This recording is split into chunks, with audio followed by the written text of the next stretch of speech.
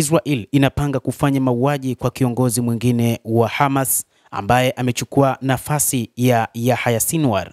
Maafisa wa usalama wanaamini kwa muda mrefu kuwa Mohamed Sinwar amechukua nafasi ya kaka yake Yahya Sinwar kama kiongozi mpya wa Hamas ambaye anaratibu kila jambo katika kundi hilo la wapiganaji wa Hamas waliopo katika ukanda wa Gaza.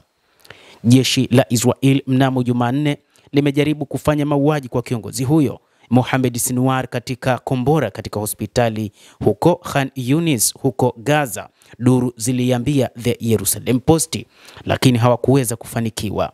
Maafisa wa usalama wamekuwa wakiamini kwa muda mrefu kuwa Mohamed Sinwar alichukua nafasi ya kaka yake Yahya Sinwar kama kiongozi mpya wa Hamas baada ya kuuawa mwezi Oktoba. Khalil al-Hayya, naibu wa Yahya Sinwar, aliaminika kuchukua majukumu ya kisiasa, lakini Israel inaamini kwamba ni Mohamed Sinwar ndio kiongozi wa kundi hilo la wapiganaji wa Hamas wa ukanda wa Gaza. Mapema Jumanne, IDF ilithibitisha kwamba walipiga hospitali mbili ambazo waliamini Hamas walikuwemo wakiendesha shughuli zao kutoka ndani ya kituo cha udhibiti kilichopo katika hospitali ya Nasser na hospitali ya Khan Yunis. Kwa mujibu wa jeshi hilo, eneo hilo lilitumiwa na wapiganaji hao wa Hamas kupanga na kutekeleza mashambulizi ya kinyama dhidi ya raia wa Israel na wanajeshi wa IDF.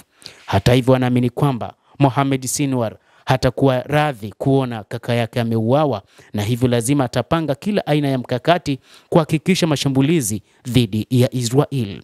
Hata hivyo, inadaiwa kwamba maafisa wakuu wa Hamas wanadaiwa kutumia hospitali hiyo kwa shughuli za mapambano kupitia matumizi ya kejeli na ya kikatili ya raia katika hospitali hiyo na mazingira yake ya kijeshi, ilieleza taarifa iliyotolewa katika gazeti la Jerusalem Post la Israel.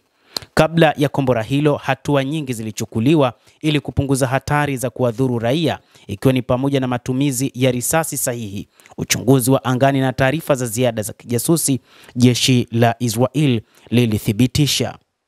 Mtazamaji wa The World News, Israel inapambana kwa kila namna kuhakikisha wanamaliza kabisa viongozi wa Israel, wakiwemo wale ambao ni waandamizi, lakini kiamini kwamba mpango wao ni katika kulimaliza kabisa kundi hilo la wapiganaji ambalo lipo katika ukanda wa Gaza, na wanafikiri ni wakati ambapo wataweza kupambana kwa namna yoyote kuhakikisha kundi hilo linaisha kabisa, na kwamba hakuna namna ambapo litaweza kusalia katika ukanda huo wa Gaza, huku Waziri Mkuu Benjamin Netanyahu akitangaza wazi yupo katika harakati za kuweza kupambana na kuingiza jeshi kwa kiasi kikubwa.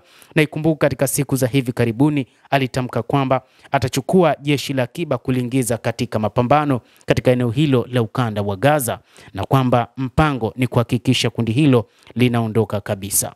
Endelea kutufuatilia na usisahau kulike, kucomment na kusubscribe channel yetu hii. Mimi ni Adam Hussein.